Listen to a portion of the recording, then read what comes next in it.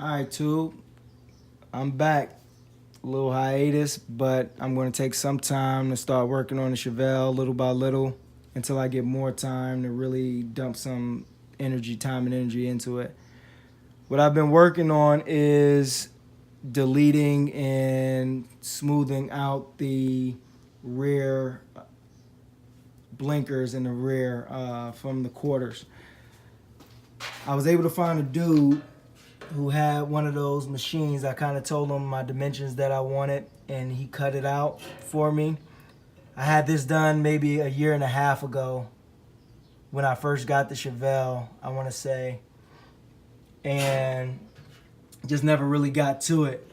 So I had a couple options on doing it. I could have just, took this plate, cut out the dimensions here, and just welded the whole plate in. I didn't want to do that because right here you have a little bit of a contour right here, and then it kind of slopes down right in here. And I didn't want to have to put a crap ton of Bondo in there. Or warping the panel. So what I opted to do was to get it as close to the shape of just fitting in there as possible, and then welding it in right in there. So I don't have a crap ton of Bondo. I'm not messing with any of the contour lines or any body lines or anything like that. It took a little bit longer, but I think it'll be a better result. The goal is to have this looking just so it's more sleek. I didn't like the original ones that come with it. Let me see if I can grab one so I can show you. So here's your original light, and I didn't like it. The reason why I don't like it is because it's out on the outside of it, and to me aesthetically, I don't know, I just didn't like it. I had a thought of cutting this out and flushing this in. So I'm going to see how this works first. If this doesn't work the way I want it to work, I seen Chip Foose do this a while back, but if it doesn't work the way I want it to work, then I may do that. Just shave these down right here and weld it, flush mount it in. But so I got started on this side, and let me get this out. So I got started on this side. I'm going to finish welding all that in. I just got it tacked in there. Finish welding all that in and making sure that it contours to the panel here. And my thought was to still utilize this here with the holes here. It already has the felt around it to keep water out. I'll probably put some felt around the backside of it, but just utilize this here because this is kind of flushed, and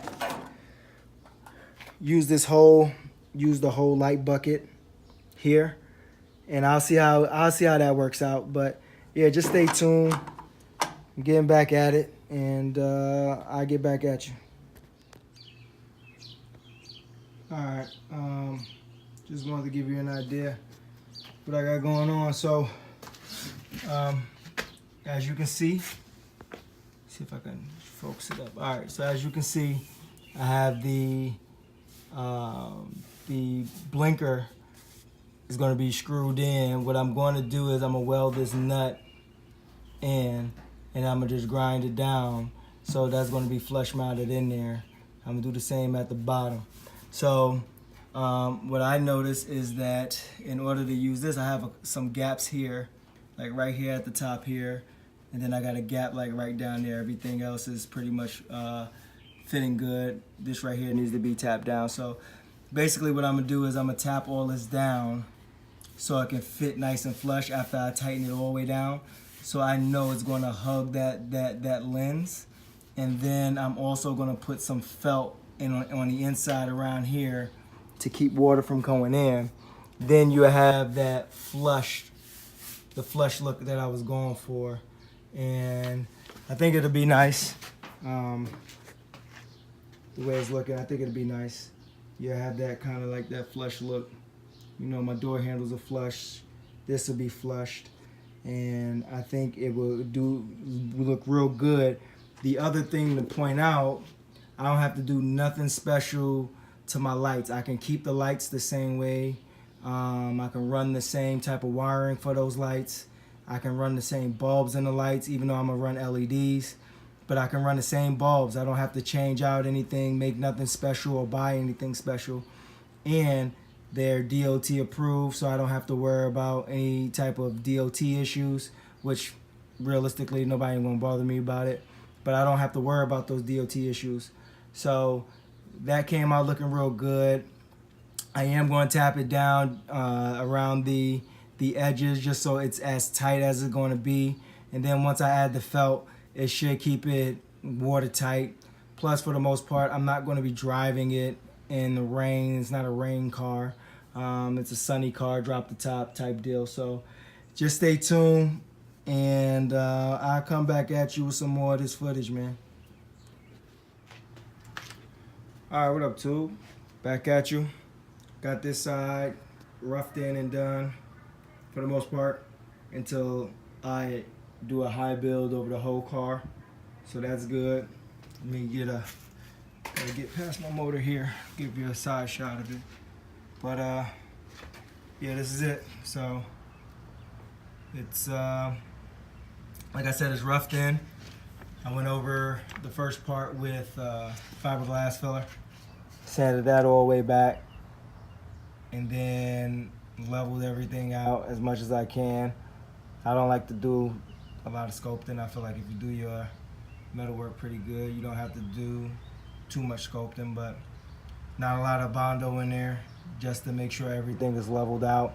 I always start with a lot and then I sand that thing all the way down. I was here sanding for a good while on that. So with that all being said, that's done, and I got to get the other side done. I got some mud curing on the other side.